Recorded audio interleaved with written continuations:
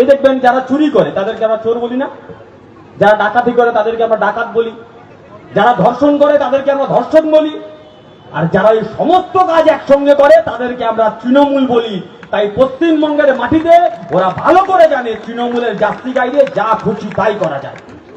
আমাদের গর্বের বাংলা, যে বাংলার মাটিতে মাথা উঁচু করে আমরা শব্দ দেখতাম, সেই বাংলাকে প্রতিদিন এই তৃণমূল, বিজেপি, আরএসএস মিলে ভেঙে ছারখার করে দিয়েছে। যে বাংলাকে নিয়ে আমরা গর্ব করতাম, যে বাংলাকে নিয়ে জীবনানন্দ দাশ কবিতা লিখেছিলেন, বাংলার মুখ আমি দেখিয়াছি তাই পৃথিবীর রূপ খুঁজিতে যাই না আর।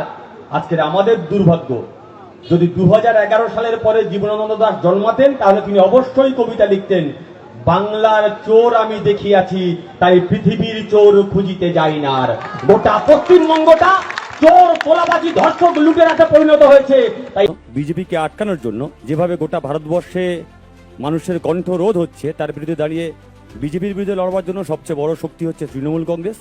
তাই আমি তৃণমূল কংগ্রেসের সঙ্গে এসছি, অভিষেক ব্যানার্জির সঙ্গে এসছি, মমতা ব্যানার্জির সঙ্গে এসছি। আমার নীতি নৈতিকতা বিজেপিকে আটকাবো, ফ্যাসিস্ট শক্তিকে আটকাবো, সেই নীতি। এই যে বলছে না ডিল হয়েছে, হ্যাঁ ডিল হয়েছে। বিজেপিকে পশ্চিমবঙ্গের মাটিতে আটকাবো, বিজেপিকে ঢুকতে দেবো না, এইটাই ডিল হয়েছে আমার। আর প্রতিদিন তৃণমূল কংগ্রেস সিপিআইএমকে বলছে বিজেপির বি টিম তোমার ভোট ট্রান্সফার করেছো, সেটা প্রমাণ করার জন্য মোহাম্মদ সেলিম হুমায়ুনের সঙ্গে বসলেন, সেটা প্রমাণ করার জন্য মোহাম্মদ সেলিম ওয়েলফেয়ার পার্টির নেতাদের নিয়ে এসে আলিমুদ্দিনে মিটিং করলেন, সেটা প্রমাণ করবার জন্য এসডিপিআই এর মতো প্রকাশ্য সভাতে সিপিএম এর প্রতিনিধি পাঠাচ্ছেন। তো ফলে পরিষ্কার হয়ে গেছে কে কোন ডিল করেছে। দলে দম বন্ধ করা পরিস্থিতির মধ্যে অনেকেই মুখ খোলা শুরু করেছে। হয়তো আমি রাজপ্রাসাদের বাইরে এসে জিজ্ঞেস করেছি, রাজা একটু থামুন, ওই প্রসাদের মধ্যে ঘুমন্ত শিশু জেগে উঠেছে, প্রশ্ন করে রাজা তোর কাপড় কোথায়।